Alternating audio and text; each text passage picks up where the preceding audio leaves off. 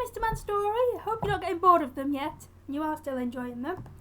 Today's is Mr. Fussy. Do you know what I've not said in ages? Get comfy. Get your teddy or your cushion. And we'll start the story. Mr. Fussy was fussy about everything. Absolutely everything had to be neat and tidy and in its proper place. Mr. Fussy spent all day and every day rearranging his furniture and making sure the flowers grew in a straight line in his garden and trying to find specks of dust where there couldn't possibly be specks of dust, because he spent all his time making sure there weren't any specks of dust. One fine morning, Mr. Fussy was having breakfast. He was very fussy about what he ate. He opened the marmalade pot. "Ugh!" he exclaimed. "It's got bits in!" And he spent the rest of the morning separating the bits from the marmalade, or, if you prefer, the marmalade from the bits. Fussy old fusspot, people used to call him. Then Mr. Fussy went out into his garden and spent the rest of the day straightening out all the blades of grass on his lawn. Fussy old fusspot. That evening, Mr. Fussy was in his kitchen, ironing his shoelaces. What? And when he heard a crash outside. "What's to do?" he murmured to himself, and hurried outside to investigate. There, with a broken garden gate in one hand, an old battered suitcase in the other, and a sheepish grin on his face, stood an untidy person, Mr. Clumsy. "Oops," he said, holding up the garden gate. "It came off in my hand." "Who?" spluttered Mr. Fussy, looking in horror at his garden gate. "Are you?" "I'm Mr. Clumsy," replied the untidy person, grinning, and he stepped forward to shake Mr. Fussy's hand, but tripped over and fell on the lawn.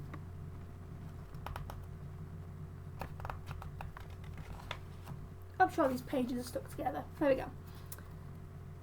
"My grass!" cried Mr. Fussy. "My straight grass! You've bent it!" And he got down on his hands and knees and started straightening the grass. "But who are you?" he asked over his shoulder. "And why are you here?" "I'm your cousin," replied Mr. Clumsy. "Your long-lost cousin from Australia. I've come to visit." "Aren't you pleased to see me?" continued Mr. Clumsy cheerfully, knocking over a flower or two as he got up, and picked up his suitcase, knocking over another flower or two, or three. Mr. Fussy, quite obviously, wasn't pleased to see him. "You'd better come in," he muttered.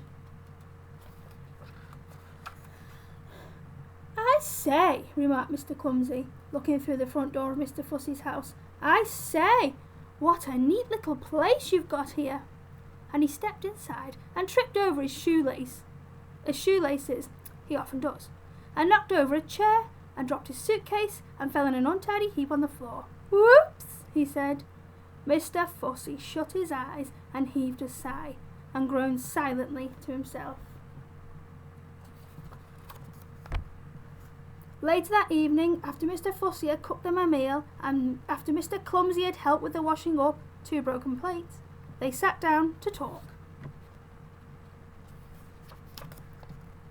Mr. Fussy sat, as he always did, in a neat and tidy fashion.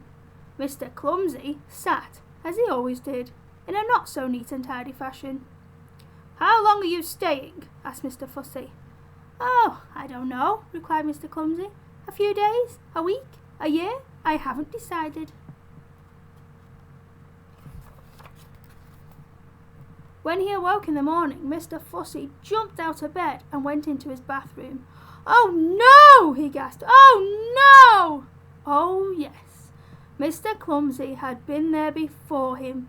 The towels lay in a heap on the floor, the bath was full of water, there were pools of water all over the bathroom floor, and half a tube of toothpaste. What a mess! Mr. Fussy made it all neat and tidy as quickly as he could. Then Mr. Fussy hurried downstairs. "Morning," said his cousin cheerfully. "I've cooked you breakfast. Sit down." There was an awful mess everywhere. "There we are," said Mr. Clumsy, carrying a plate of broken fried eggs, towards the table. "Breakfast." And then he tripped over those shoelaces of his, and then the eggs flew through the air and they landed all over Mr. Fussy. Sticky, greasy, yellow fried eggs. "Whoops," said Mr. Clumsy. After a week, Mr. Fussy's house didn't look like Mr. Fussy's house anymore at all. But after 2 weeks, Mr. Clumsy decided to move on. "Thank you for having me," he said to Mr. Fussy. "It was very nice to see you," replied Mr. Fussy politely. But what he was thinking was, "It's very nice to see you going." "Cheerio," said Mr. Clumsy, and off he went with his battered old suitcase. "Goodbye," called Mr. Fussy, really meaning good riddance.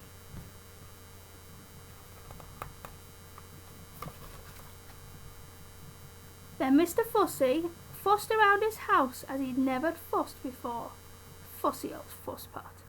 Polishing and mending and repairing and straightening and sorting out and cleaning and putting everything back exactly as it had been before Mr. Clumsy had come to stay. He even dusted the flowers in the garden.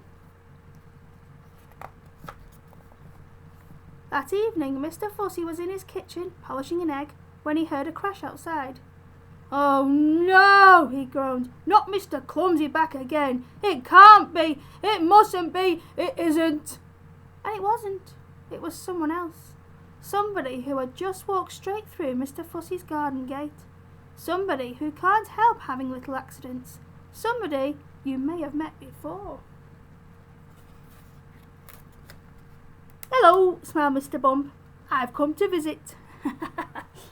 Poor Mr. Fussy.